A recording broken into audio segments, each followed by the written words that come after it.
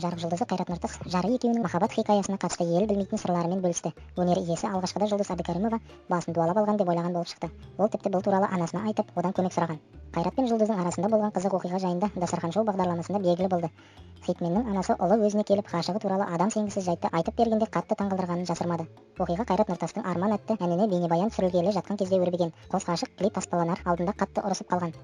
Ол кезде Қайрат хит болып жатқан. Артынан жүгіретін қыздары көп. Мен Жұлдызды көріп алған. Одан басқасын елестете алмаймын. Басқа ешқайсысы ұнамайды. Бір күні Қайрат екеуі ұрысып қалған. Ұлым сол кезде маған келіп, мама, ана қыз менің басымды дуалап тастаған. Қаншама әдемі қыздар жүр. Қарайын десем, миыма қалады да тұрады. Дуасын оқып қайта алып беріңізші деген болатын. Ол кезде мен оған бұл махаббат екенін түсіндірдім. Ойыңнан да жүрегіңнен де кетпейді дегенсің, деді Гүлзира Айдарбекова.